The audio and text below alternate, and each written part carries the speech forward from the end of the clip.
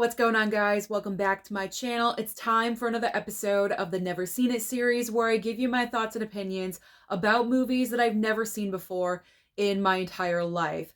Do I love them? Do I hate them? But most importantly, do I recommend them to you? Now, every movie that I'm talking about in today's video are Halloween leftovers from spooky season. And my favorite movie of the entire batch is a remake. It is the remake of The Blob. This movie was just so much fun to watch. It's not scary at all. It's a gigantic galactic pile of goo attacking people.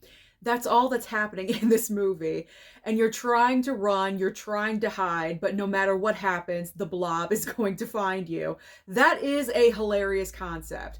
Now, I was familiar with the movie already because I own the Criterion of the original Blob movie starring Steve McQueen. But I mean, you don't need to watch the original to watch the remake because honestly, it's really not that complicated, but it's nice to have something to compare it to.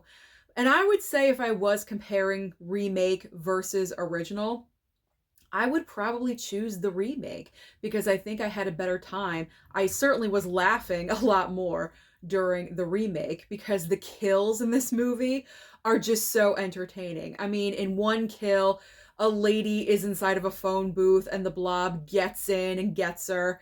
Another kill, a guy is pulled through the kitchen sink in a restaurant. I mean, just the various kills and different situations are hilarious. This, like I said, this is not scary. This is entertaining. Full-on entertainment. We were all laughing hysterically and having a great time. So I am happy that I finally watched the Blob remake. And this is the 4K Steelbook, so it is worth picking up. Fantastic, fun movie. Next up, we have, this is a double pack. However, the only movie I'm going to talk about is 13 Ghosts because I've seen House of Wax before. So that's not a never seen it. 13 Ghosts is. Well, technically, it is a rewatch, but the last time I tried to watch 13 Ghosts, I fell asleep pretty early on, so I'm not really counting it. So this was definitely a first time watch. I stayed awake throughout the entire movie, and it was just okay. I gotta be honest. I mean, Matthew Lillard is in the cast, and that definitely helped out the situation because I kind of found the cast a little bit boring and very random. I mean, you have Tony Shalhoub, Shannon Elizabeth, Matthew Lillard, and F. Murray Abraham. I mean, this is like a weird, eclectic cast. But besides the casting choices, I was just kind of bored with the movie because, you know, this family inherits this house and they need a brand new house because they went through a horrible experience and they're just living on top of each other. So to get a free house, which turns out to be this very weird, eclectic mansion, and they walk into it and it's like moving and there's all sorts of situations happening. And what they don't realize is that in the basement of the house are 13 ghosts that the previous owner was collecting for a certain reason. Hence the title of the movie and everything that happens during the film. You would think that would be entertaining and you would think that would keep me on my toes just a little bit, but I kind of found the movie a little bit repetitive because all of the ghosts kind of like had to have their moment, so to speak, and I wasn't really the biggest fan of 13 Ghosts. I will watch it again, but I don't know. I don't think my opinion about it is going to change. So I wasn't totally thrilled with 13 Ghosts. It didn't blow me away, is what I'm saying. Okay, now we have a spoof comedy, and the only reason why it's in here is because we're dealing with the Twilight franchise. And I know Twilight is not horror, but technically it's vampires and werewolves, so I just lump it all in together. And it's the spoof comedy of Vampires Suck. And a subscriber sent this over to me, so I thought it was perfect timing to watch this movie. And this was just funny and hilarious. I mean, that's what spoof comedies do. That's what they are. They just totally make fun of the previous movie or franchise that they are parodying. There we go. That they're doing a parody of. And they just nailed it. They absolutely nailed it with this movie. The girl that plays the Bella character, or I think in this movie her name is actually Becca instead of Bella, regardless. Her performance, her spoof imitation of Kristen Stewart was really spot on. I do have to give her a lot of credit. So if you're looking for something ridiculous, maybe you don't like the Twilight movies and you want to watch something that makes fun of it, Vampire Sucks is a good choice. I will say that. So that was pure entertainment right there. Lots of laughing going on. All right, I finally watched this franchise, all 5 movies. Underworld. I have had this collection for years. And when I made the choice to focus in on vampires excuse me, I lost my breath again. When I chose to focus in on vampires for the month of October, along with spooky season movies, it was because I knew I needed to watch Underworld. I've had this I've had this collection for so long, and I just needed to watch it. And I really, really enjoyed it because it was very consistent. All 5 movies, full of action. You never were bored. Everything was going on, kept you entertained. I will say the 3rd movie was not necessarily my favorite because Kate Beckinsale was not in that movie. I kind of fell asleep during that one, but I think that was towards the very end. And I think that is when she shows up right at the very end of the movie, because I believe I looked it up on IMDb and I missed her. So I knew I was kind of sleepy, you know what I'm saying? But the 3rd movie, it was still good. Don't get me wrong. It was still good. It was still solid. But she is the face of the franchise, to me anyway. She's the face. She's the focus. And I feel like, I know it's like a prequel and everything, but I would have wanted her in that movie as well. So, but overall, I enjoyed the entire franchise. I'm happy that I own it, and I will watch them again. Next up is The Collector. Whoa. Whoa. This movie, wow, was so freaking good. So you have this guy that is working on this house. There's a lot of workers. Right when the movie opens, there's a ton of workers or employees, what have you, handymen, people that are working on this home. And one of the workers is this guy, our main character that we're focusing in on. And he needs to get a certain amount of money by a certain time period. And he has been working this job because he does plan on robbing this family to get this money. He kind of works with someone else. Like, he does the heavy lifting and the other guy sets up the jobs. You know what I'm saying? So after he goes home for the day working at this house, he goes back later on at night because the entire family, I think, is supposed to be going on vacation or something. So the house is supposed to be empty. Well, he goes into the house to the safe to break into it, to get the money and leave. But this turns into a horrific experience because the collector over here is inside of the home with the family. This movie is crazy. This movie is like Saw times 10. I mean, this is insane. The collector sets a bunch of traps all over the house in every single room. I gotta give credit to the main actor that we're focusing on because he was very fast and steady. And I mean, obviously he knew what to do and everything, but I mean, my gosh, he was just getting out of every single room and situation like it was no problem. I mean, if that was me, I would have been dead in 2.5 seconds. I mean, just every single trap in this house was absolutely insane. But I really want to watch the sequel to this movie now. And I believe there is a 3rd movie on the horizon. I believe it's in production. I believe it's happening. So that's really cool if this can become like an ongoing franchise, because I really enjoyed this movie and we need more of The Collector. So I like that one. Sick, but I liked it. I enjoyed it. All right, now we have another double pack. We have Identity and also Vacancy. So Identity, man, I did not know what was going on with this movie. I think the majority of people, when you first watch Identity, you're completely lost and you don't know what is going on. You know the basics of what is going on. Like these, I believe, 10 random strangers are caught at a hotel or a motel, like off the highway.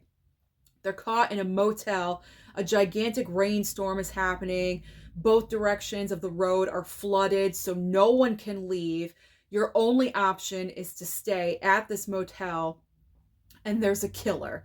One of the 10 people is a murderer because people keep, dying left and right, and they're trying to figure out who it is, and you're trying to figure it out, and you're following things, and just when you think you know what's going on, you don't know anything. You don't know anything at all because Identity just flips the script. There's a major twist right at the end of the movie, and it's great. Really awesome. So I'm happy that I finally watched Identity. Now, Vacancy, whew, this movie is scary because, I mean, it could happen in real life. Extreme, yes, but it could happen. It's one of those situations where this movie just really is too relatable because what's with all the motels? Okay, like all the motel. Don't stop at a motel on the side of the highway because they're all bad news, okay? Identity and also Vacancy, bad. Don't go to a motel. So in Vacancy, you have our couple here, Kate Beckinsale and also Luke Wilson. Now their marriage is kind of on the rocks. They're traveling. They decide to stop at a motel, okay? So they go to the motel, they get a room, they go inside. It's dingy and grungy and like one of the worst motel rooms you've ever seen, but it's adequate for the night, and then we're going to hightail it out of here. Well, what they do not realize is that sinister things, I don't want to say what it is completely, just in case you haven't seen the movie. Sinister things are happening in this motel. In particular, the motel room that they are staying in. They realize this and they literally have to fight for their lives to get out of there. Like I said, the realism is what's scary because it could happen. I know it's kind of far-fetched, but you know what? Stranger things have happened in this world. So the plot line of Vacancy, I would not be shocked if I heard about this happening somewhere in the world, okay? And that's what makes it scary for me personally. But I enjoyed both. Both of those I really enjoyed. Now I have a 3-movie collection pack, but the only film I'm going to talk about is When a Stranger Calls, because the other 2 movies are Vacancy, which I just talked about, and I Know What You Did Last Summer, which I've seen a billion times. So When a Stranger Calls, this is the remake, and I've only seen the original, and I wasn't too happy with the original. Now with the remake, this gave me everything that I wanted. The remake gave me exactly what I thought I was going to see in the original When a Stranger Calls, because with the original film, you have the babysitter, she's watching the 2 kids, they're sleeping upstairs, she keeps getting the repetitive phone calls, and then I think after like 15-20 minutes of the opening, she gets a final phone call saying like, did you check on the children? She goes upstairs and something horrific has happened to the children. Everything happened from inside of the house. Like really, really crazy stuff. And I thought the entire film was going to be focused on the babysitter, on that entire scenario. But with the original, after that opening, it cuts to the detective on the case and this entire side plot that I really wasn't the biggest fan of. I do have to rewatch that movie still, but I just wasn't a fan of that. I wanted the entire movie to be focused on the babysitter in the house. Here we go, the remake. That is what the remake does. So I pretty much just told you everything. I enjoyed it. I mean, it take your time, Susan. Strike that, reverse it. Is it the best remake on the planet? No, it's not like a 5-star remake, but I enjoyed this remake more than the OG. And that's all that matters, because this is what I expected and this is what I got. So I was happy. Therefore, I was happy. All right, let's move on to some Sinister dolls, shall we? With the boy. The boy. Okay. So this one was really, really weird. You have this woman that accepts this position to, again, be like a babysitter or something. This very elderly couple needs a babysitter for their son. It turns out to be a doll, okay? It turns out to be a doll, and there's certain rules that the babysitter has to follow as she's taking care of the doll, because they are leaving to go on like this extended stay or vacation or something, and that's a whole different story. And so she's looking after this doll in this like gigantic castle. Is it in England? It's either in England or it's overseas. I know that it's overseas. And as the movie goes on, obviously, you know, something is not right. Something is going on with this doll. And this is another movie where it has the twist right at the end that I don't want to blurt out just in case you have not seen this movie, but it was weird. It was weird. It was extremely weird. I didn't see it coming, but at the same time, I was like, not fully satisfied with it. I don't know. There was just something about the boy that didn't really deliver everything that I thought it was going to be. It's not a bad movie, but I will say after watching the Blu-ray, I don't need the 4K upgrade. Like, I just don't need it, because I was debating when that 4K first came out. I was like, ooh, do I get it? Let me watch my Blu-ray first. Happy I did. This one is fine. I do not need a 4K upgrade of the boy. So this one was like, okay. You know, this one was just okay. It was all right.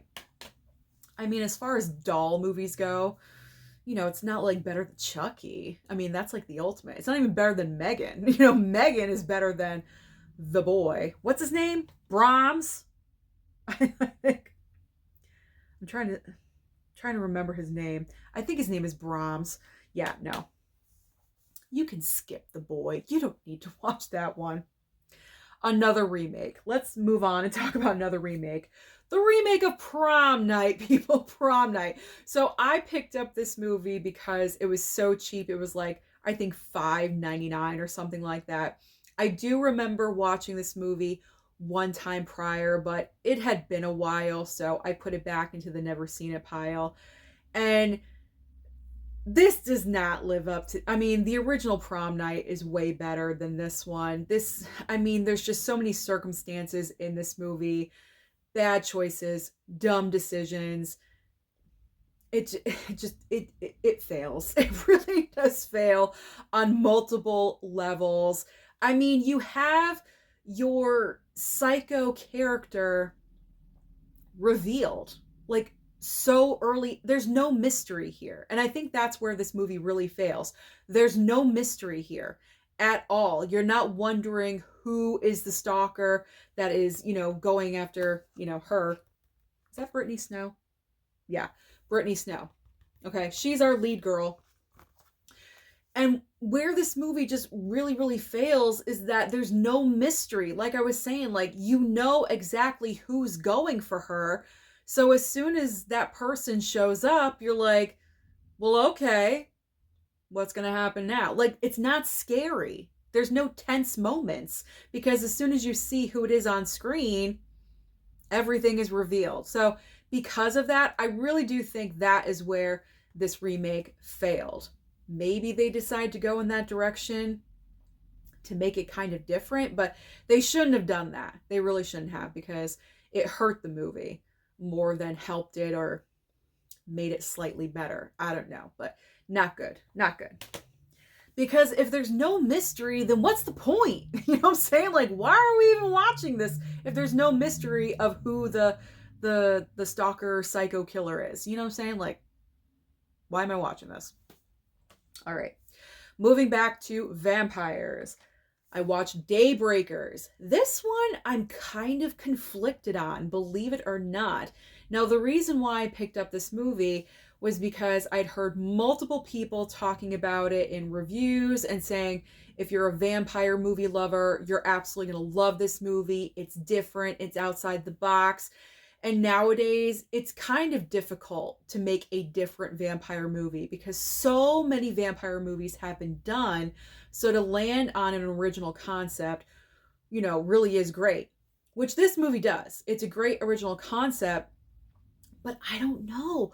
I didn't love it. I didn't absolutely love it. And that's where I'm kind of disappointed. I feel like I need to watch it again. Maybe I was sleepy. Maybe I was in a bad mood. I watched the entire thing. Don't get me wrong. I did not fall asleep. But I don't know. There was just something going on with me, I think, where I didn't respond to this movie where I thought I was going to. So I really do need to rewatch Daybreakers. I do. Got to make that a priority on the list. All right. From Dusk Till Dawn. I know. Where have I been? I mean, really, where have I been? George Clooney, Quentin Tarantino, Juliette Lewis. You have Harvey Keitel in this movie. Fantastic cast. You have a batch of vampires in this movie.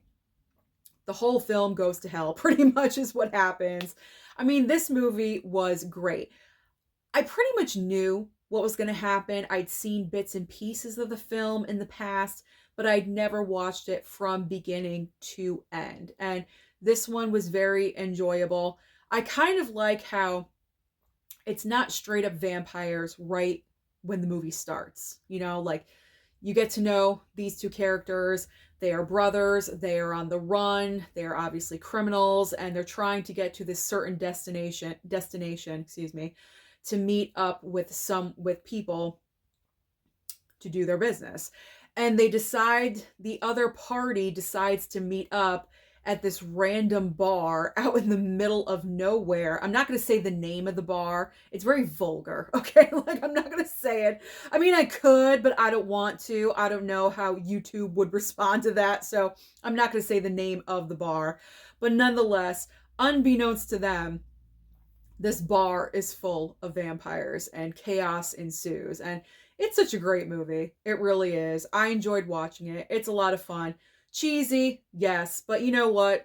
I like cheesy titles like this, so this one was a lot of fun as well. Enjoyed. All right, now I'm getting into a couple of 4K upgrades from Scream Factory. Another remake. I was watching a lot of remakes, I'm noticing. Another remake, we have the Amityville Horror remake with Ryan Reynolds. I really, really enjoyed this one. This one was nicely done, a lot of tension, a lot of sequences where you're like holding your breath, especially with Chloe Grace Moretz's character, the daughter. Like, she was just like going to the top of the house. Like, oh my God, like giving me a heart attack as I'm watching this movie. But the best part about this film, beyond a doubt, is Ryan Reynolds in this movie, because he's not playing typical Ryan Reynolds. He is sinister. He is progressively changing. He's becoming more evil as he is in this house longer and longer. The evil is overtaking him. So he is just becoming engulfed in evil thoughts and evil doings. And I loved watching him in a part like this. Please, Ryan Reynolds, if you're listening to me, which you probably are not, please do more horror films, okay? Because you were great in this. He is fantastic at comedy.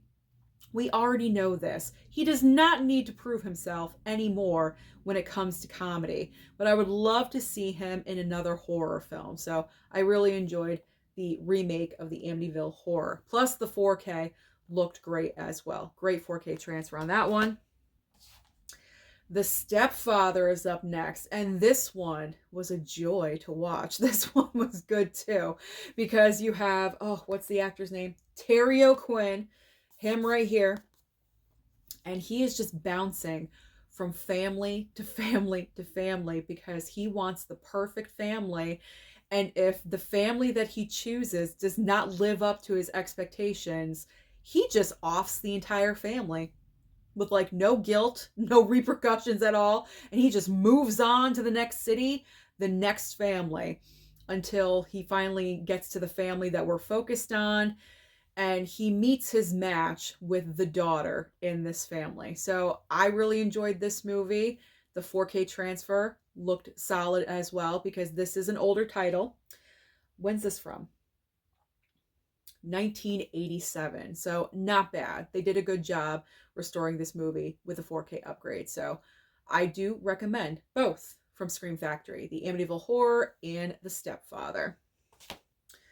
All right, now we're getting to some steelbooks. Steelbooks, okay. Finally, I watched Dracula Untold.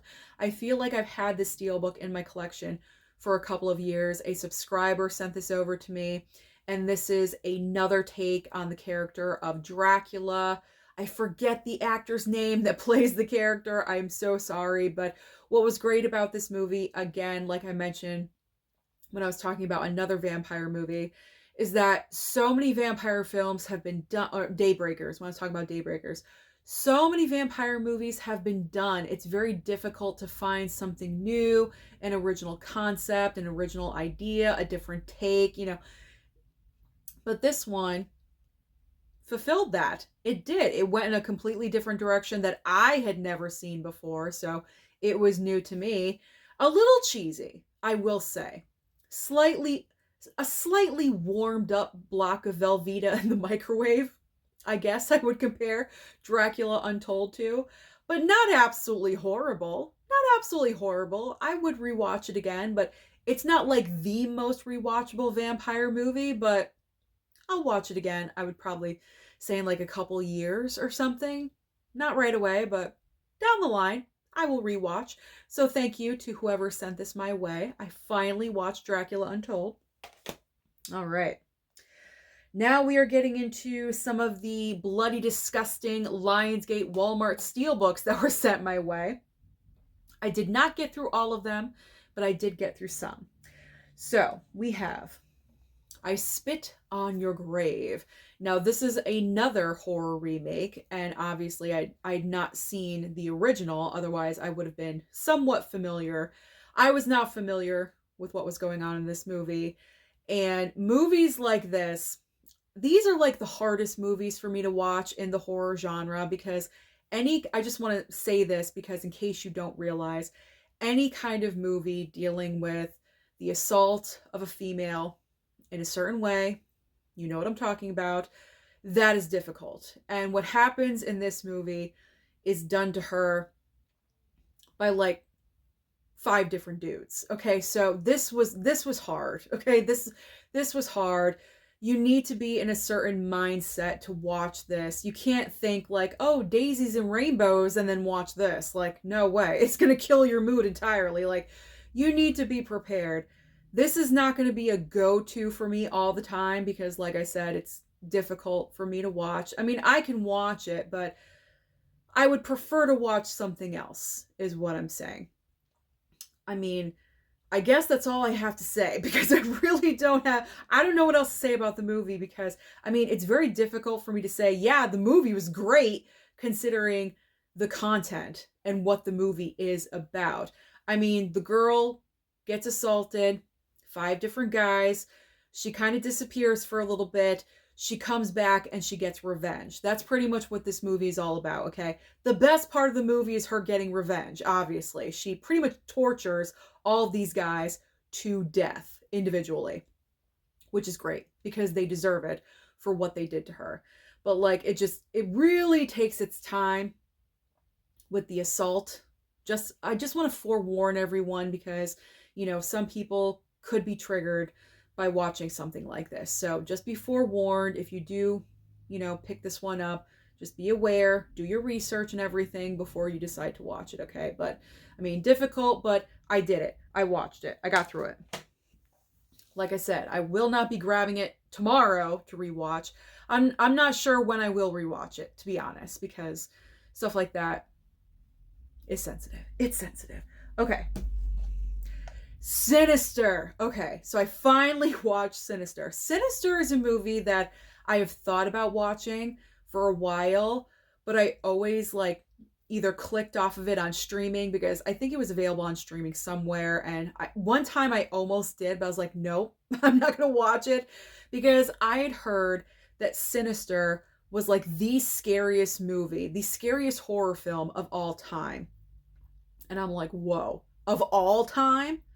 That's pretty scary. Like, what happens in this movie where it's the scariest of all time?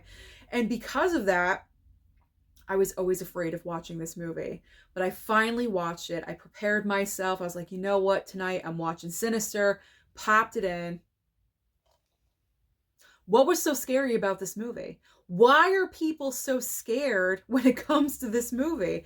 This movie is not scarier than any other film that I've ever seen in the horror genre. I gotta be honest. Now, I know when it comes to that poll, like the scariest film of all time, they're basing it off of like people's like heart rates and like the way your heart is racing. If it's going above a certain level, that means something. And apparently when people watch Sinister, the heart rate was at its highest. And that's how they decided the scariest film of all time.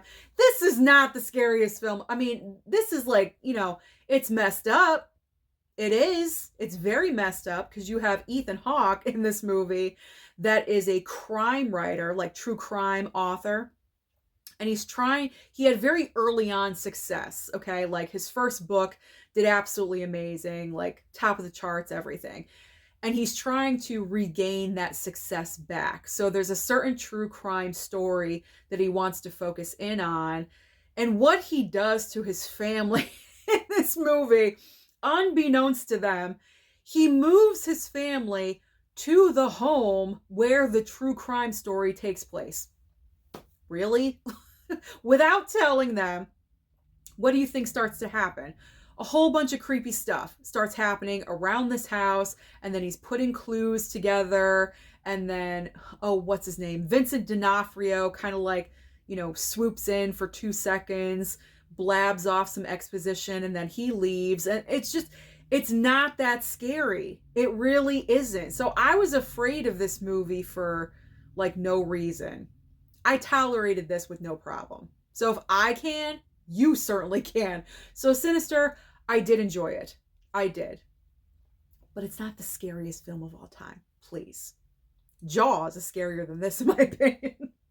Jaws still freaks me out. And that's why I do not go into the ocean, people. That is the reason why. Because there are creatures in there that we do not know about. And that freaks me out. And that's why I don't swim out there. Little side note from me to you. All right, up next. Hannibal Rising. Okay. Like borderline horror movie, more like psychological thriller horror, I guess, but this is like the origin story of Hannibal Lecter. I had some not high expectations, but I was looking forward to watching the movie because obviously I've seen Silence of the Lambs so many times, and I love that movie. It's like one of the best horror films. That is a horror movie to me. I'm sorry. I know some of you are going to say it's not. It is. It is to me, and that's all that matters. Silence of the Lambs I've seen so many times. And then I recently watched Hannibal and Red Dragon. That's the other one. Enjoyed both of those. Hannibal a little bit less, but I really enjoyed Red Dragon. I thought Red Dragon was really well done. So this is the origin story of Hannibal Lecter, how he came to be. And I was looking forward to watching it, but oh my gosh, I was so bored watching this movie. Holy heck.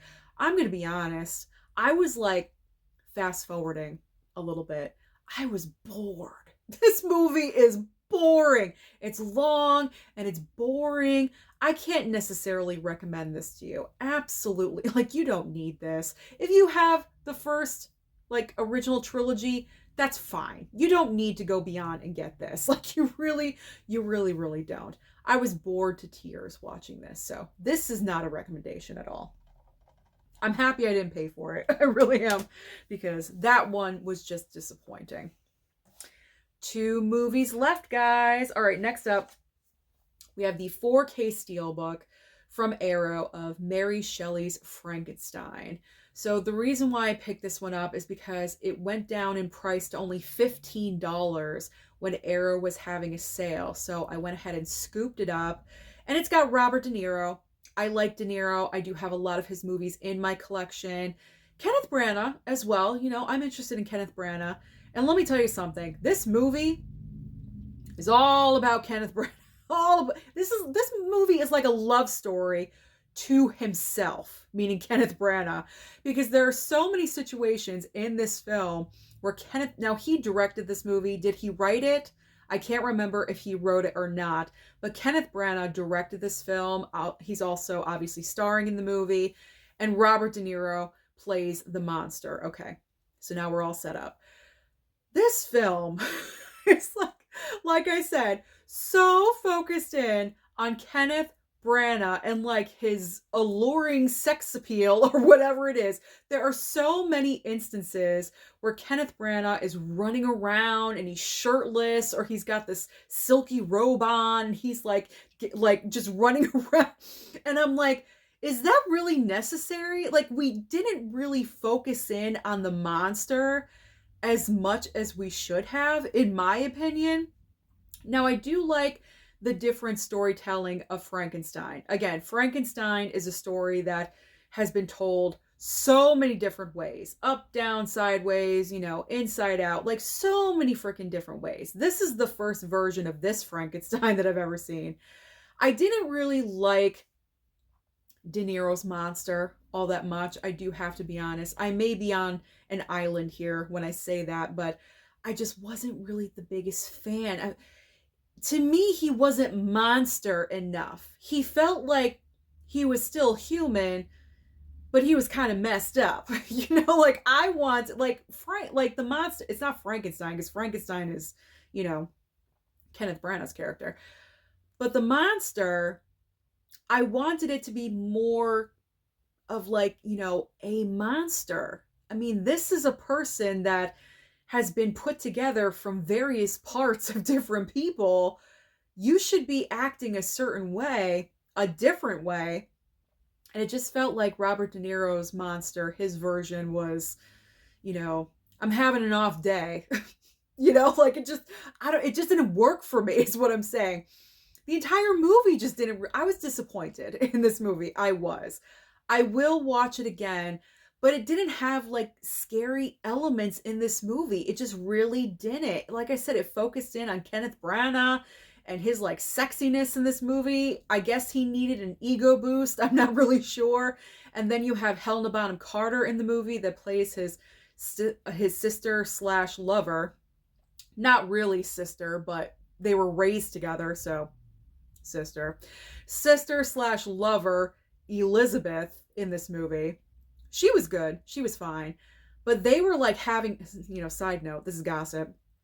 Kenneth Branagh and Helena Bonham Carter were having an affair, I believe, while they were making this movie. I think he was still married to Emma Thompson, and like there's that whole like romantic element kind of, I don't know. Like it was just, I don't know. It just didn't really work for me because it wasn't scary.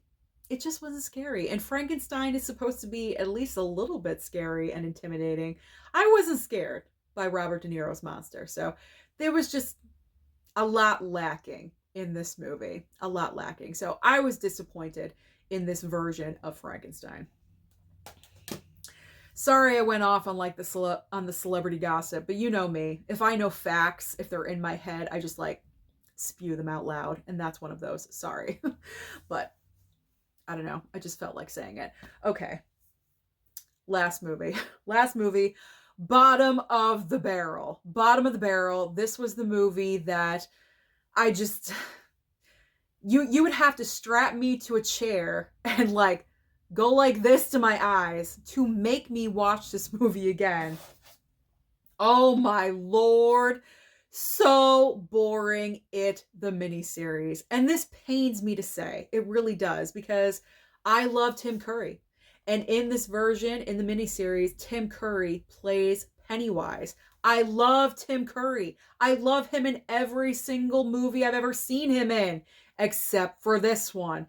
Now, I know the movie is long because it is a miniseries. This was on TV back in the 80s, I believe. It was over a couple of nights on television. So that's the reason why the movie is so long. But my God, it is boring. This movie is so long and so boring.